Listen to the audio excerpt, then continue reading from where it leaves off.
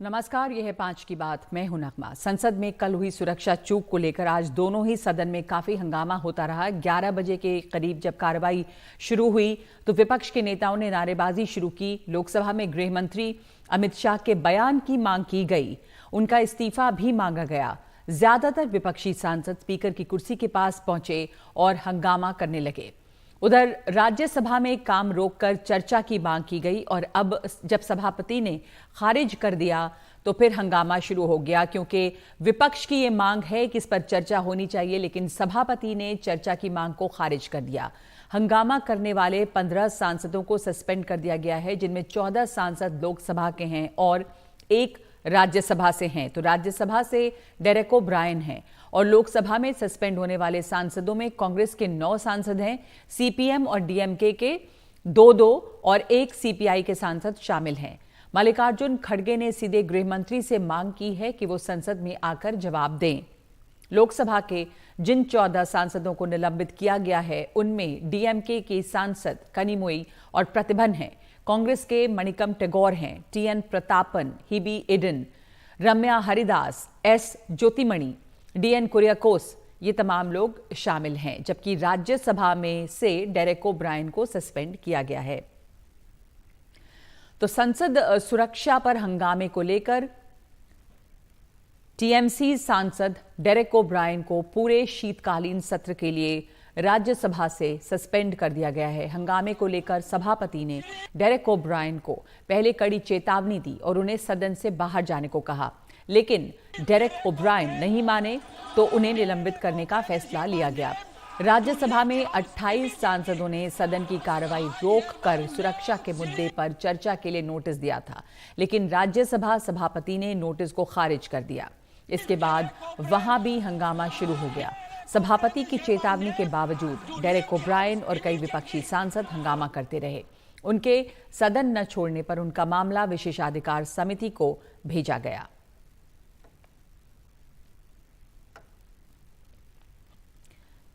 Those of the members who have come in the well are cautioned by me to take their seats immediately. Okay, so you will not take your seat. You, Mr. Derek O'Brien says we will not take seat. Mr. Derek O'Brien says we will defy the chair. I hereby name Sri Derek O'Brien. Derek O'Brien is hereby named to leave the house immediately.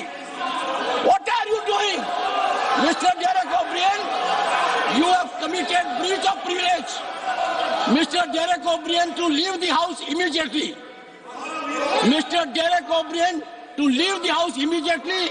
The house is not in order. तो Derek O'Brien से बार बार कहा गया कि वो house से बाहर जाएं, लेकिन डेरेक ओब्रायन वहीं पर बैठे रहे और उसके बाद उन्हें निलंबित किया गया। इसके ऊपर उपराष्ट्रपति जगदीप धनखड़ ने क्या कहा आपने सुना भी है। हमारे साथ हमारी सहयोगी जुड़ी हैं नीता शर्मा। नीता, कल जो सुरक्षा में ब्रीच हुई, सुरक्षा में सेंध लगी, उसके बाद से विपक्ष की ये मांग है कि इसके ऊपर चर्चा हो, लेकिन चर्चा की मांग रद्द कर दी गई। इस पर गृह मंत्री का जवाब भी मांग रहा है विपक्ष। वो भी अभी लग रहा है कि इस बात को अनसुना किया गया और उसके बाद हमने ये हंगामा देखा है आज। तो विपक्ष इस पर क्या कह रहा है, मांग क्या है, क्या लगता है इसके ऊपर कोई बातचीत, कोई चर्चा होगी? और दूसरे की इसमें मिला जुला रुख क्या ले रहा है विपक्ष? जहां तक विपक्ष का सवाल है नगमा, वो कह रहा है कि केंद्रीय गृह मंत्री को इस मामले के ऊपर आकर बयान देना चाहिए, दोनों संसदों को जो है कॉन्फिडेंस में लेना चाहिए, क्योंकि ये बहुत बड़ी चूक है, ऐसा विपक्ष का कहना है।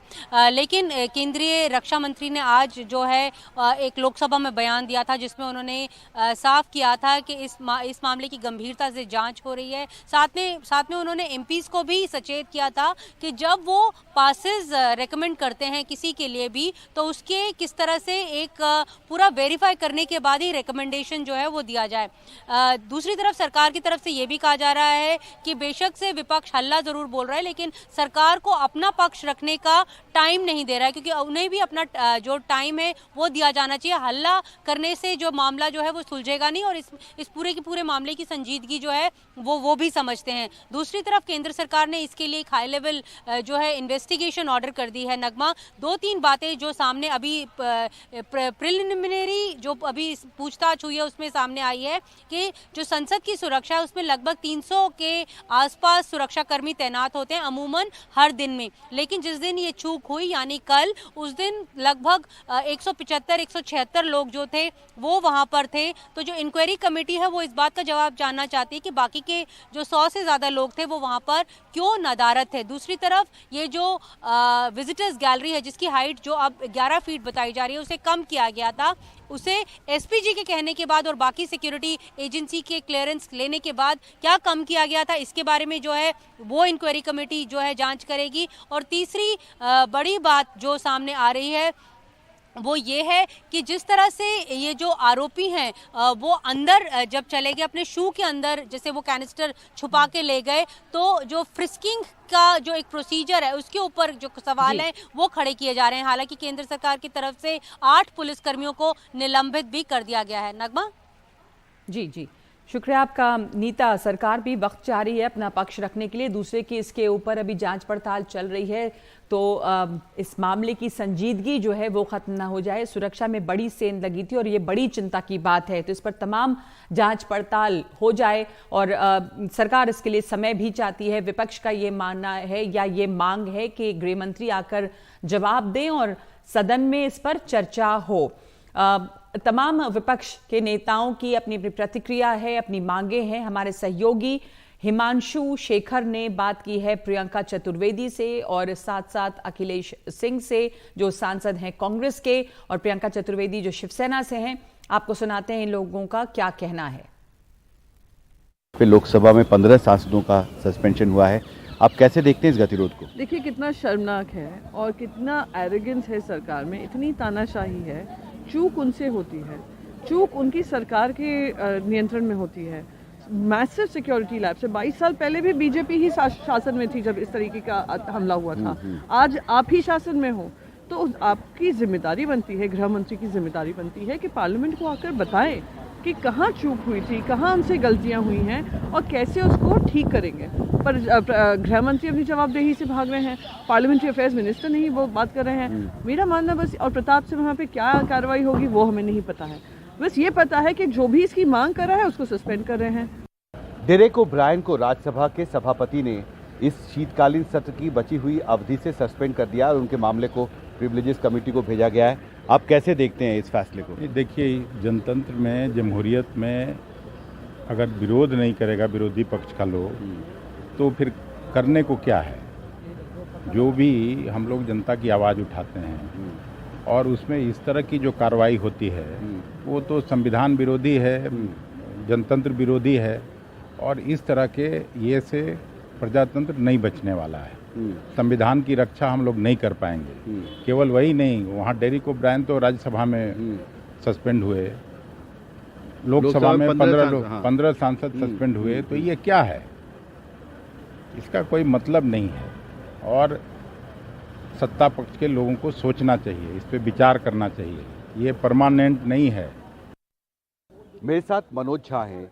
आज जिस तरह से लोकसभा और राज्यसभा में विपक्ष के सांसदों को सस्पेंड किया गया है, वो चाहते थे कि सुरक्षा चूक जो हुई उस पर चर्चा हो, लेकिन सरकार तैयार नहीं हुई। इस गतिरोध से कब कैसे खत्म होगा? ये तो गतिरोध उस तरह का है ना, रेक्सटैग में एक आग लगाई गई थी एक बार जर्मनी में, मैं वही देख रहा हूँ, नज़ारा वही है। सांसद अपने व्यक्तिगत स्वार्थ के लिए तो खड़े नहीं थे सदन में, वो सरकार से कॉम्प्रिहेंसिव स्टेटमेंट चाहते थे। गृह मंत्री से किस बात की है? सीना ठोक के बोलते हो कि देश नहीं ये करने दूंगा, वो करने दूंगा। सरहद पर भी बॉर्डर के मसलों पे चुप्पी लगा जाते हैं, और यहाँ पर सिक्योरिटी का इतना बड़ा लैप्स हुआ और आप चुप्पी लगा जाते हैं। सिर्फ संसद का मसला नहीं है, ये भी मतलब कि आपके हाथ में देश सुरक्षित भी है। सवाल पूछना होगा, हम भी पूछेंगे और आप भी अपने अंतर्मन से पूछिए, आईना सामने रखिए, स्वीकारोक्ति करिए, आइए बयान दीजिए। हम इंडिक्टिव पॉलिटिक्स नहीं करना चाहते हैं, आपके खिलाफ मोर्चा खोल दिया। हम चाहते हैं कि साफ शब्दों में बताएं कि ये लैप्स हुआ, कि आप जब आप इस बिल्डिंग से उस बिल्डिंग गए, मैंने वो तब भी कहा था दिस लुक्स मोर सिक्योर। हमारे साथ जुड़ रहे हैं इस समय बीजेपी के सांसद सुब्रत पाठक।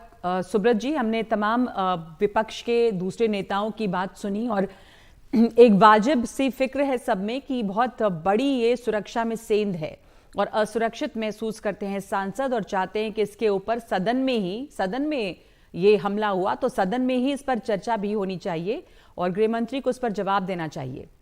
क्या कहेंगे आप? देखो, ये ऐसा तो इतना कुछ नहीं हुआ है जो इसमें गृह मंत्री जी आकर जवाब दें। आखिर भाई देखो, एक व्यवस्था है, उस व्यवस्था के तहत सांसद के साइन होकर पास बनते हैं।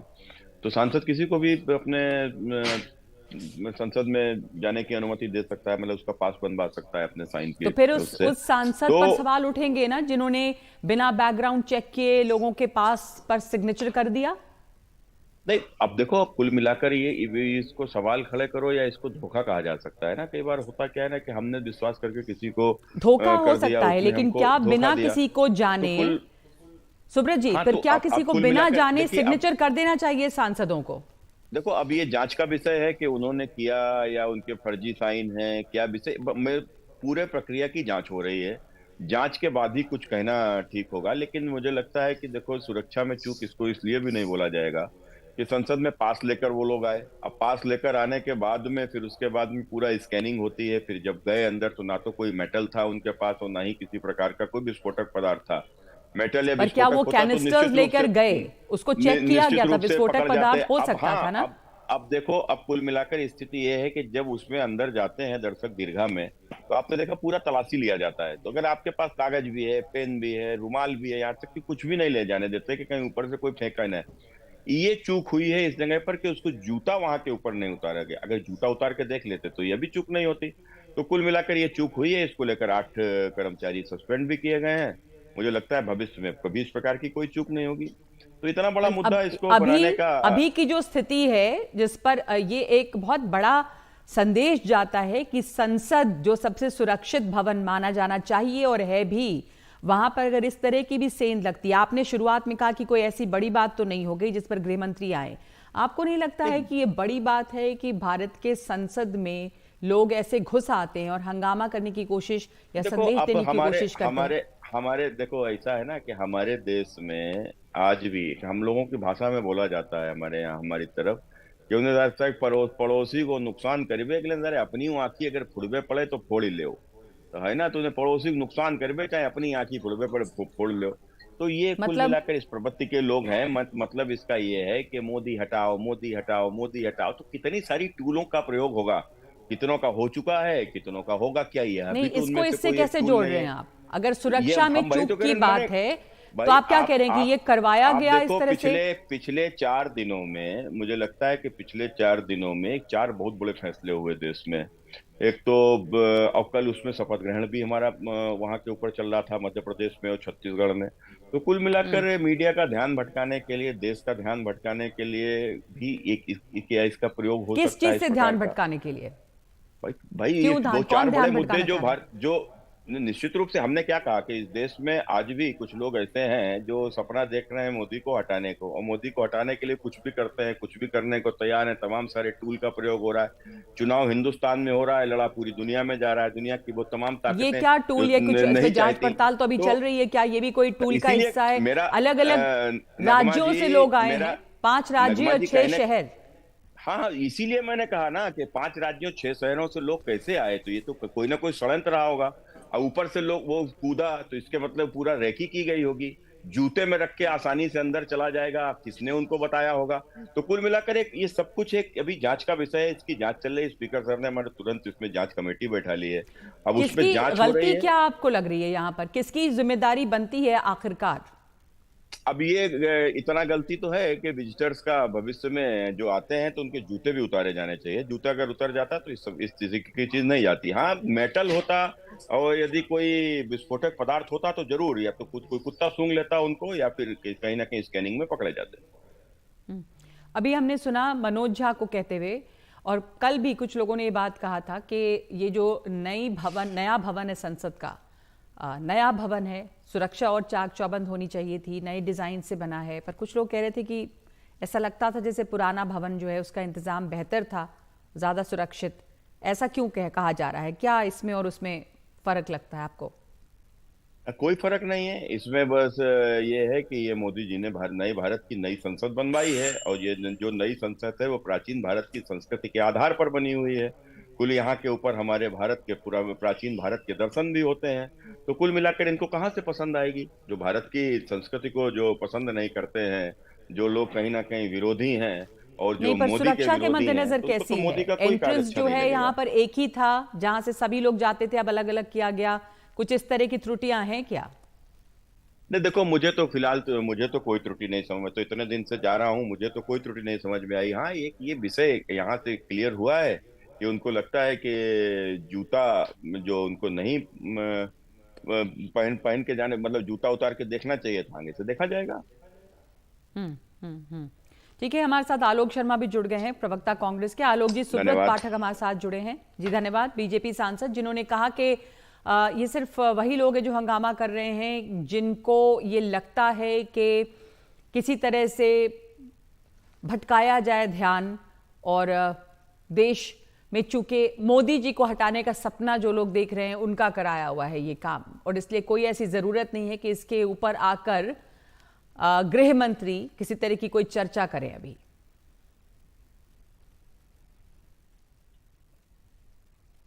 तो सवाल ये उठता है कि विपक्ष जो है इस समय क्या चाहता है? अभी इन लोगों को जो सस्पेंड भी किया गया, राज्यसभा से भी आलोक जी, डेरेक ओब्रायन को, और लोकसभा से जो 14 लोगों को सस्पेंड किया गया, उसमें कांग्रेस के भी बहुत सारे सांसद हैं। तो इनके सस्पेंशन को आप कैसे देख रहे हैं? क्यों किया गया इन्हें सस्पेंड? क्या कर रहे थे, या हंगामा ये लोग क्यों कर रहे थे सदन के अंदर? देखिए, मुझे लगता है कि आज लोकतंत्र का मायने ये रह गया कि बीजेपी का और मोदी नामा पढ़ते रहिए। जो सरकार से सवाल पूछेगा वही लोकतंत्र का विरोधी है, और जो सुरक्षा की संसद में भी बात नहीं कर सके उसमें किस तरह के लोकतंत्र की आज हम बात कर रहे हैं। जो लोग विपक्ष में हैं वो पूरी तरह से हक है उनका कि वहां की सुरक्षा के ऊपर वो सवाल पूछे, लेकिन दुर्भाग्य है कि एक अहंकारी शासक इस देश के अंदर बैठा हुआ है जो नहीं चाहता है कि उसकी सरकार से या उससे सवाल पूछा जाए। आज होना ये चाहिए था कि जिस तरह से स्पीकर महोदय अभी तक राजस्थान के मुख्यमंत्री बनने की रेस में थे, उन्होंने कभी ध्यान नहीं दिया। स्पीकर को तुरंत रिजाइन कर देना चाहिए सरकार में, अगर थोड़ी सी भी नैतिकता है तो। और देश के गृह मंत्री को स्वयं आकर बयान देना चाहिए।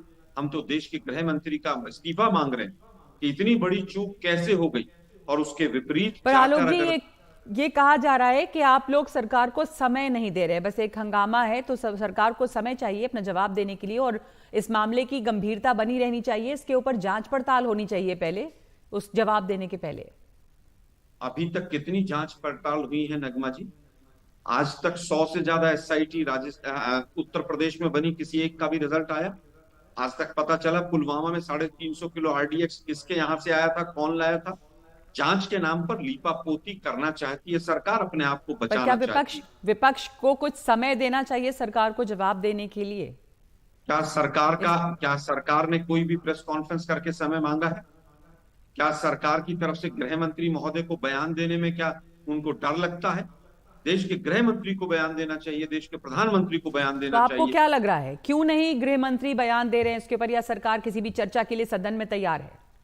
अपनी कमियों को छुपाना इस सरकार की प्राथमिकता है। ये सरकार कभी भी नहीं चाहती कि उसकी कमियां उजागर हों। साहेब की इमेज सबसे बड़ी है। साहेब की इमेज को बचाने के लिए टाइम भी मांगा जाएगा, जांच में लीपापोती भी होगी, लेकिन दुर्भाग्य कि देश की संसद में इस तरह की घटना होती है और उसके बावजूद सरकार विपक्ष के सांसदों पर एक्शन लेती है। बहुत दुखद है। आज का दिन लोकतंत्र के लिए बहुत घातक है। डेरेक ओब्रायन को सदन से जाने को कहा गया, लेकिन वो सदन में बैठे रहे। अगर वो इस तरह का, आप जानते हैं कि अगर पार्लियामेंट के अंदर कोई इस तरह की इनडिसिप्लिनरी एक्शन अगर होगा तो उसके ऊपर कार्रवाई तो करना पड़ेगा स्पीकर को, तो उसके बाद कार्रवाई हुई। इनडिसिप्लिन तो सबसे ज्यादा उस सांसद ने किया है जिसने ये पासेस बनवाए हैं जिसके नाम पर। महुआ मित्रा ने तो केवल पासवर्ड दिया था, इन्होंने तो पास दे दिए। पासवर्ड वाले को तो आप संसद से बाहर कर देंगे, और जिसने पास दिए उसके ऊपर कोई एक्शन नहीं होगा। क्या वो इनडिसिप्लिन नहीं था? क्या उनसे कोई पूछताछ हुई? वो 2 महीने से 3 महीने से 6 लोग यहाँ पर आकर पूरी अपनी व्यू रचना कर रहे थे, जैसा कि मीडियम के माध्यम से पता चल रहा है। क्या उसके ऊपर एक्शन नहीं होना चाहिए? क्या सिक्योरिटी जिन लोगों की जिम्मेवारी थी उनके ऊपर एक्शन नहीं होना चाहिए? केवल और केवल लीपापोती कैसे की जाए, कैसे टाइम गेन किया जाए, केवल इसका काम किया जा रहा है, इसके अलावा कुछ नहीं। हम तो पूछना चाहते हैं उपराष्ट्रपति महोदय, पिछले 1 साल में 10 बार राजस्थान के चुनाव होने के थे, तो वहां पर राजस्थान में जिस तरह से बार बार जा रहे थे और इलेक्ट्रोल्स को प्रभावित कर रहे थे, हम पूछना चाहते हैं कि उपराष्ट्रपति महोदय क्या आपकी जिम्मेवारी नहीं थी? क्या स्पीकर महोदय आपकी जिम्मेवारी नहीं थी? आप कोटा में चुनाव प्रचार करते घूम रहे थे, क्या आपको नहीं पता था कि 4 तारीख से सेशन शुरू होगा और उसकी सिक्योरिटी की जिम्मेवारी अंदर की आपकी है? दुर्भाग्य है इस देश का। लेकिन अभी ये बात अभी ये भी कह के गए सुब्रत जी, यहाँ पर सुब्रत पाठक सांसद है बीजेपी के, कि ये सिर्फ एक तरह से एक डाइवर्जनरी टैक्टिक है।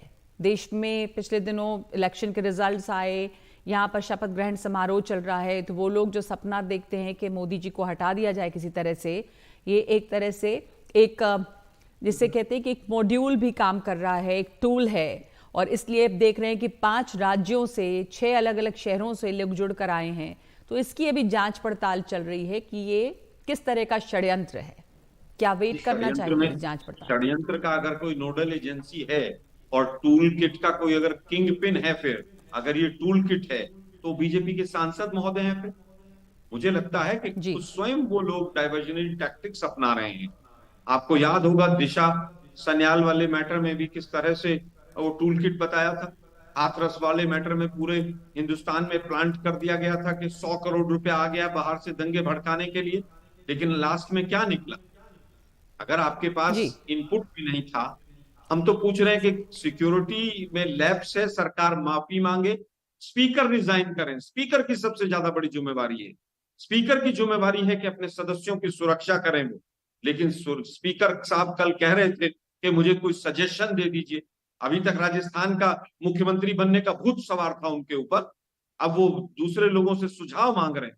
और जिन लोगों ने नारे लगाए हैं, जिस महिला का वीडियो सामने सोशल मीडिया पर आया है, वो कह रही है कि सरकार हमारी नहीं सुनती है, बेरोजगारी है, हमारी कोई बात नहीं सुन रहा है, हमारे युवाओं को जो है पूरी तरह से दबाया जा रहा है।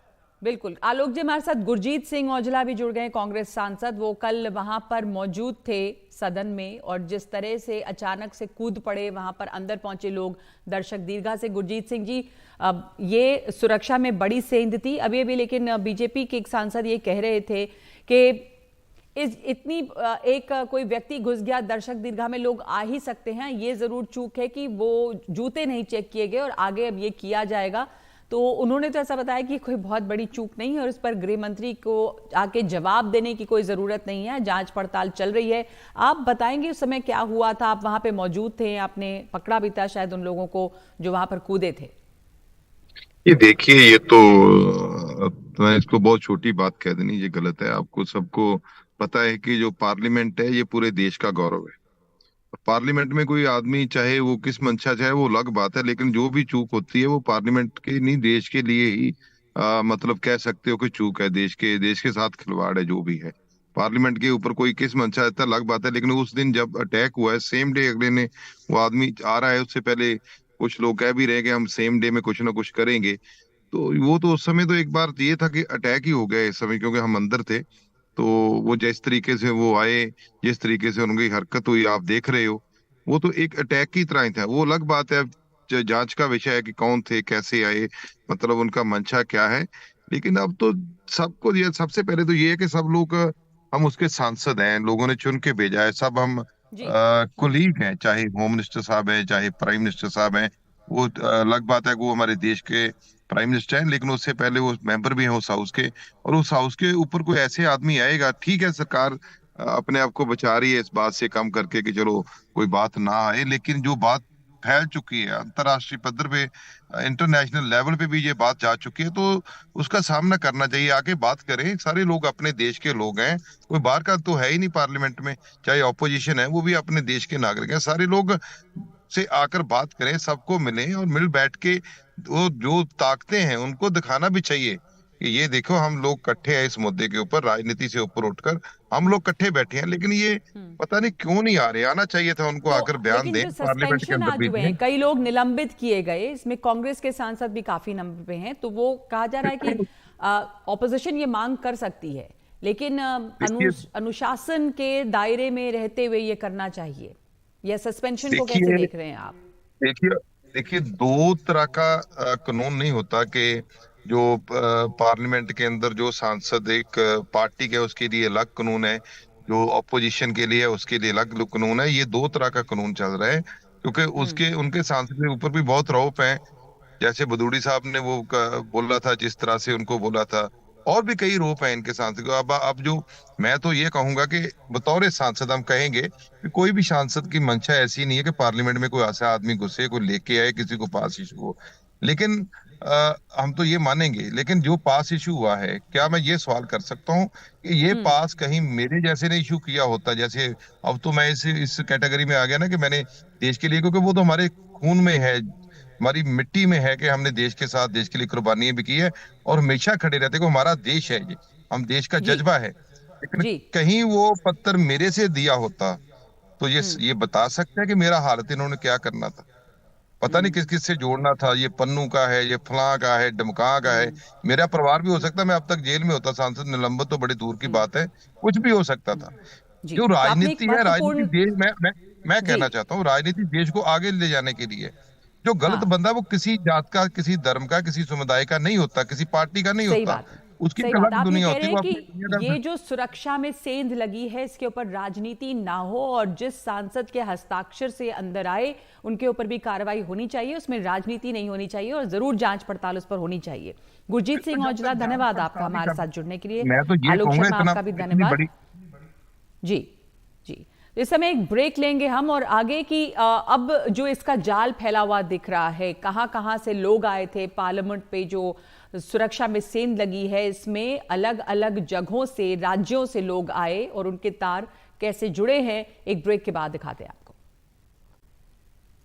संसद की सुरक्षा में सेंध लगाते हुए संसद में हंगामा करने वाले आरोपियों को दिल्ली की पटियाला हाउस कोर्ट में पेश कर दिया गया है। पुलिस ने 15 दिन की रिमांड मांगी है। सभी आरोपियों को UAPA के तहत FIR दर्ज कर गिरफ्तार किया गया है और इस मामले की जांच दिल्ली पुलिस की स्पेशल सेल कर रही है। पूछताछ में गिरफ्तार चारों आरोपियों ने यह बताया है कि वो बेरोजगारी, जातिगत उत्पीड़न, मणिपुर, किसानों के मुद्दे पर सरकार का ध्यान आकर्षित करना चाहते थे। इस मामले में पुलिस ने 4 आरोपियों को गिरफ्तार किया। एक आरोपी ललित झा फरार है, जबकि विक्की और उसकी पत्नी को हिरासत में लिया गया है। सभी आरोपी दिल्ली आने के बाद गुरुग्राम में विक्की के घर पर ही रुके थे।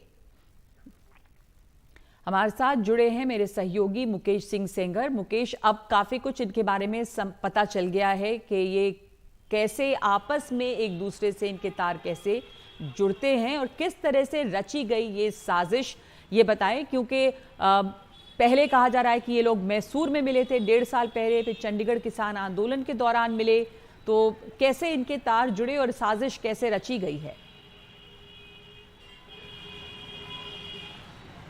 देखिए, चारों आरोपियों से जो पूछताछ हुई है और पूछताछ के बाद कुछ ही देर में जो दिल्ली पुलिस है वो आरोपियों को कोर्ट में पेश करने वाली है और पेश करने के बाद दिल्ली पुलिस उनकी रिमांड मांगेगी। तो अभी कोर्ट में वेट हो रहा है, यहाँ पर जो आरोपी हैं वो अभी नहीं पहुँचे हैं, लेकिन जो चारों आरोपियों से पूछताछ हुई है और जो जांच हुई है उसमें ये बात सामने आई है कि ये चारों आरोपी 1.5 साल पहले मैसूर में मिले थे और उसके बाद ये लोग चंडीगढ़ में जो किसानों का प्रोटेस्ट था चंडीगढ़ एयरपोर्ट के पास, वहाँ पर मिले और उसके बाद जो आरोपी मनोरंजन डी और सागर शर्मा हैं, इन लोगों ने पार्लियामेंट की रेकी की।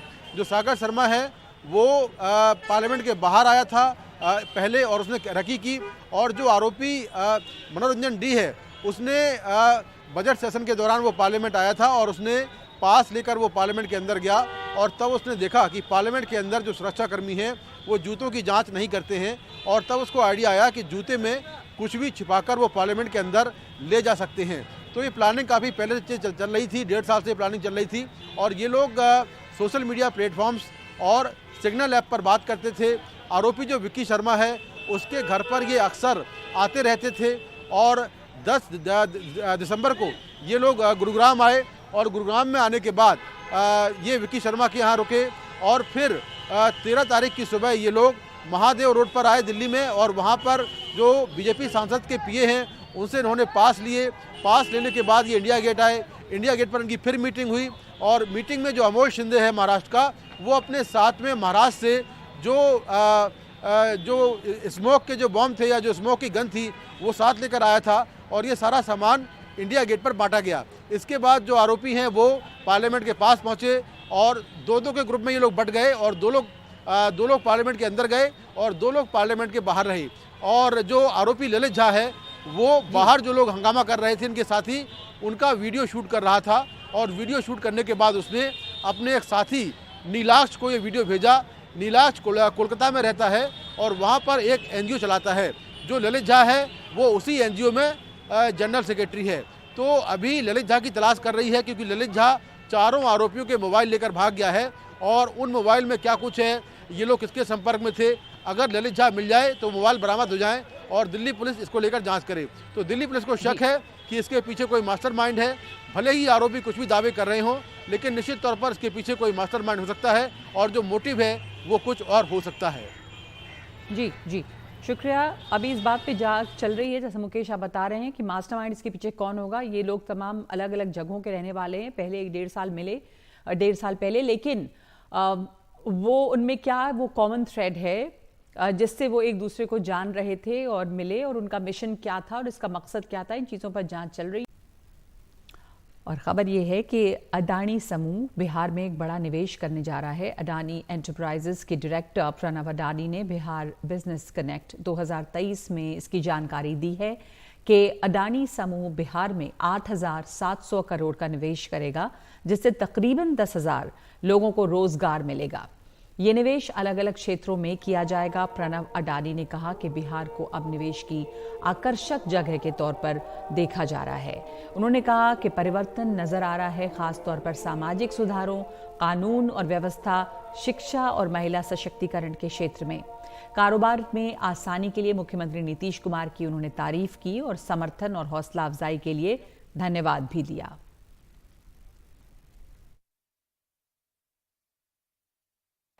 इस आयोजन ने सभी क्षेत्रों के इंडस्ट्री लीडर्स को एक साथ लाने का काम किया है। यह श्री नीतीश कुमार जी की लोकप्रियता के कारण संभव हो पाया है। मुझे ऑनरेबल चीफ मिनिस्टर को ये बताते हुए काफी खुशी हो रही है कि अदानी ग्रुप आपके बिहार डेवलपमेंट विजन के साथ है। इसका सबसे बड़ा एग्जाम्पल है बिहार में हमारा इन्वेस्टमेंट प्लान। बिहार में Adani group logistics, gas distribution और साइलो में एग्री लॉजिस्टिक्स सेक्टर में ऑलरेडी मौजूद है। इसमें हमने लगभग 850 करोड़ रुपए का इन्वेस्टमेंट ऑलरेडी कर चुके हैं, और डायरेक्ट और इनडायरेक्टली 3,000 लोग एम्प्लॉयड है। अब हम अपना इन्वेस्टमेंट बिहार में 10 गुना ज्यादा करना चाहते हैं। विकसित भारत संकल्प यात्रा पूरे जोर शोर से जारी है। 12 दिसंबर को अनंतनाग के रानीपोरा गांव में यात्रा का आयोजन हुआ। इस दौरान कई सांस्कृतिक कार्यक्रम पेश किए गए। 13 दिसंबर को राजौरी में इस यात्रा का आयोजन हुआ और 14 दिसंबर को जम्मू कश्मीर के पुंछ में ये यात्रा आयोजित की गई। तमाम स्थानीय लोग इस यात्रा का हिस्सा बने। यात्रा का उद्देश्य लोगों को मोदी सरकार की योजनाओं से अवगत कराना है।